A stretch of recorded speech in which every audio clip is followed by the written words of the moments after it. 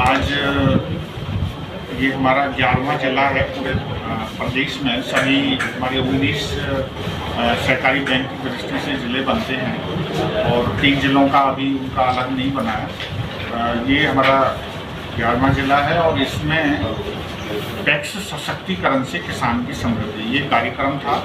इस कार्यक्रम के तहत हमारी माननीय मोदी जी ने, सबसे पहले तो मैं धन्यवाद करता हूँ, उन्होंने सहकारिता विभाग अलग से केंद्र में बनाया और माननीय अमित शाह जी इसके मंत्री हैं। तो टैक्स को सशक्तिकरण करने के लिए 176 तरह की सेवाएं दी हैं। तो हम पूरे हरियाणा प्रदेश में अभी टैक्सों का कंप्यूटराइजेशन करा रहे हैं।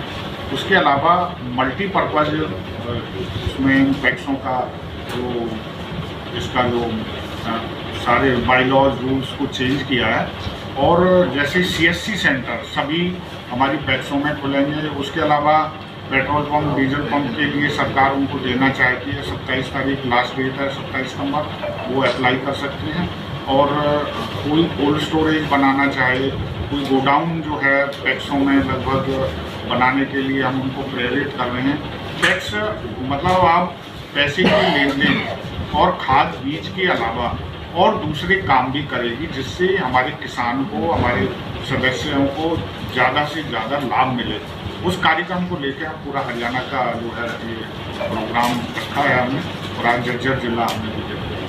सर, आपने किसानों का जिक्र किया। कल बेरी विधानसभा में तहसील को किसानों ने ही ताला लगाया था, लेकिन 3 घंटे तक है तहसील का काम ठप्पा, आम जनता भी काफ़ी परेशान है। 2018 से उनको मुआवजा नहीं दिया, मुआवजे की मांग है लगातार आक्रोश है।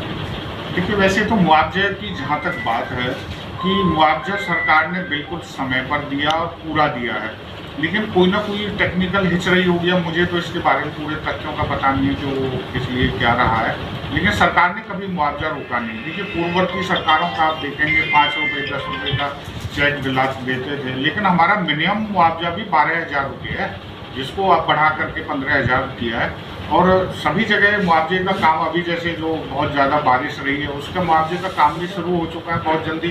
और अब तो सरकार ने जो डिजिटलाइजेशन किया है, हमारे किसान का पूरा खाता उसका हमारे पास है, पैसा डायरेक्ट उनको ट्रांसफ़र होता है। अब आप जो डेयरी का जो उदाहरण बता रहे हैं, कोई उसकी टेक्निकल रीजन्स रहे होंगे। सर, किसानों ने ये भी कहा कि पटवारी हैं, बगैर फिल्टर जाए रिपोर्ट तैयार कर देते हैं कुछ आदमियों के कहने पर। ये जांच का विषय अधिकारी है। करेंगे नहीं, अगर पटवारी ने ऐसा कहीं किया है तो जांच का विषय है। अगर पटवारी उसमें दोषी पाया जाएगा तो सरकार की 0% टॉलरेंस पॉलिसी निश्चित तौर पर पटवारी हो या कोई भी अधिकारी हो उसको दंडित करने का काम करेंगे। सोसाइटी क्या काम करे किसानों के लिए आने वाले समय में? आने वाले समय में देखिए, जब से 2014 से माननीय मोदी जी की सरकार देश में और माननीय मनोहर लाल जी हरियाणा प्रदेश के मुख्यमंत्री बने हैं, तब से स्वामीनाथन आयोग, जिसमें किसान की आय को 2 गुना करने का जो एक मिशन भारतीय जनता पार्टी ने लिया है, और उसकी हर हालत में जो है हमारी सरकार ये 2 गुना करने का काम करेगा। आज मेरा भी ये जो कार्यक्रम है अपनी टैक्सों में, ये बिल्कुल उस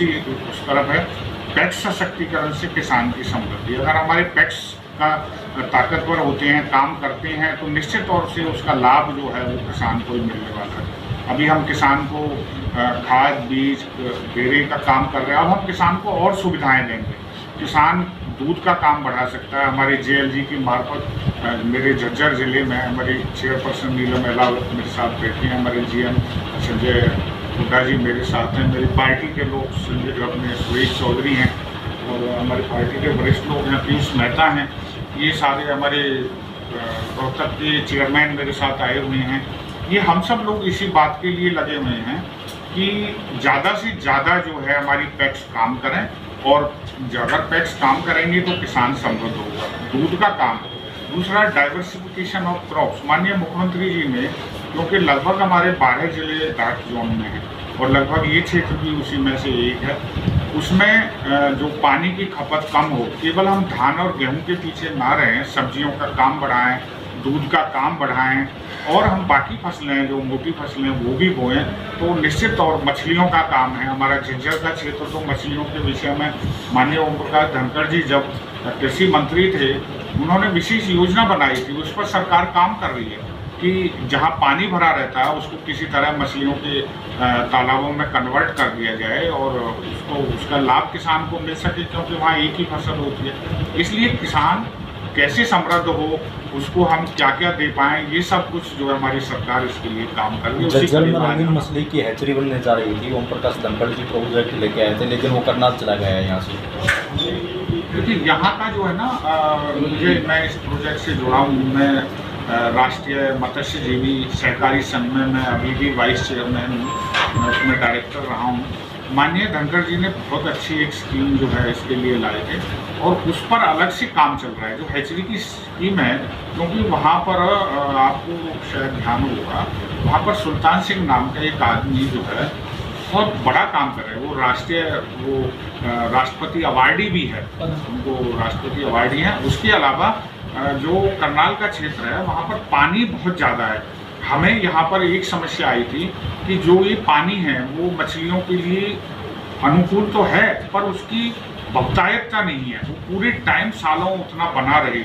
उसके लिए सरकार एक योजना लेके आ रही है कि वो पानी, इसलिए यहाँ का काम अलग है, करनाल वाला बिल्कुल अलग है। करनाल है, भिवानी है, मेरा नूह है, ये विशेष क्षेत्र हैं इसके लिए। नहीं, उसके लिए तो नहर भी थी, नहर के साथ में उसकी मोरी बंद कर दी गई, उसका कनेक्शन भी काट दिया गया बिजली का। ऐसा कोई, देखिए, कहीं भी इंटेंशनली यहाँ कहीं भी पूरे प्रदेश में ऐसा काम नहीं है। उसके पीछे कोई ना कोई उसकी फिजिबिलिटी नहीं बन रही होगी, वायबिलिटी नहीं बन रही होगी, वो कोई ना कोई उसके कारण चीज चेक करा के उसका शुभारंभ भी कर दिया जाता है। नहीं, कोई ना कोई कारण रहे होंगे। देखिए, यहाँ पे झींगा मछली, जैसे खारी पानी है तो झींगा मछली अच्छी हो सकती है, वो संभावनाएं तलाश रही है। हमारा जो फिशरीज विभाग है वो तलाश रहे हैं इसके लिए, वो प्रोजेक्ट बंद नहीं है। सर, जो कपास जो बाड़ी बोलते हैं उसके लगभग सैकड़ों किले हैं, वो अभी किसानों ने ऐसे ही रख रखे हैं। वो ये चाहते हैं या तो दोबारा से जांच हो, मुआवजे का हो, या फिर उनको बाद इस सस्पेंस में रुके हुए अधिकारी सुनने के लिए तैयार नहीं है। वैसे देखो, ये मैं आपकी इस बात से पूरा सहमत नहीं हूँ, क्योंकि इंतजार की कोई ज़रूरत नहीं है। ये पोर्टल पर चढ़ाना था। मैं पार्टी का स्पोक्समैन हूँ, मैं बीजेपी का, ये बहुत क्लियर कट हमारा वर्जन है कि उनको पोर्टल पर चढ़ाना था और सरकार ने उसका एक समय दिया। उसके बाद हमारे जो सरकार ने उस समय को और बढ़ा दिया, मतलब 2 बार 3 बार वो बढ़ चुका है। किसी भाई ने अगर नहीं चढ़ाया है तो वो चढ़ा दे, उसके बाद बेशक उसका वो जो भी उसने काम करना है वो करे, वो फिर उनका काम है। क्योंकि अब जो है सर्वे करना भी आसान है, क्योंकि अब सर्वे ड्रोन से होता है। अगर पटवारी खेत पर जाने की आवश्यकता नहीं है, अब वो ड्रोन से होता है। एक टाइम में हजारों एकड़ जमीन को ड्रोन सर्वे कर देता है, इसलिए उसमें डरने की जरूरत नहीं है किसी भी किसान को। ये कई बार मैं देखिए थोड़ा सा इस बात से हाथ नहीं लगता, ये विपक्ष का एक प्रोपेगेंडा भी हो सकता है, वो जानबूझ के सरकार को बदनाम करने की साजिश भी करती है। अन्यथा किसान को 2014 से ये पूरा मुआवजा देने का काम इस सरकार ने, और दूसरी बात डायरेक्ट खूब जो है, देखिए आड़तियों ने भी विरोध किया, लेकिन फिर भी किसान का पैसा फसल का सीधा उसके खाते में आता है, खराबे का पैसा सीधा उसके खाते में आता है, कोई मीडिएटर नहीं। इसलिए कहीं अगर नुकसान हुआ है तो उसकी भरपाई निश्चित तौर पर हम CSC सेंटर खोल रहे हैं अपने पैक्स में, इसीलिए खोल रहे हैं कि किसान सीधा अपने गांव की पैक्स में जाए और वहां जाकर के अपनी एंट्री कराए, वो जो उसमें पोर्टल पर उसको चढ़वा दे। तो इसी के लिए हमारी पैक्स काम करेंगी। 29,66,000 किसान हमारा हरियाणा प्रदेश का हमारी पैक्स से जुड़ा हुआ है। हमारी टोटल संख्या है 750 पैक्स हैं, एक बहुत बड़ी संख्या में जो किसान हैं वो हमारे साथ जुड़ा हुआ है, और निश्चित तौर पर पैक्स किसानों के लिए बहुत लाभकारी काम है। चाहे हमारे डिस्ट्रिक्ट जिला स्तर के हमारे CG हैं, सहकारी बैंक हैं, या प्रदेश स्तर पर हरको बैंक है, या हमारी पैक्स है, सब इस दिशा में लगातार काम कर रहे हैं। और आज उसी कड़ी में ये इतनी बड़ी टीम आपके सामने आज किसानों की आमदनी बढ़ाने के लिए कौन कौन सी ट्रेनिंग दी जा रही है?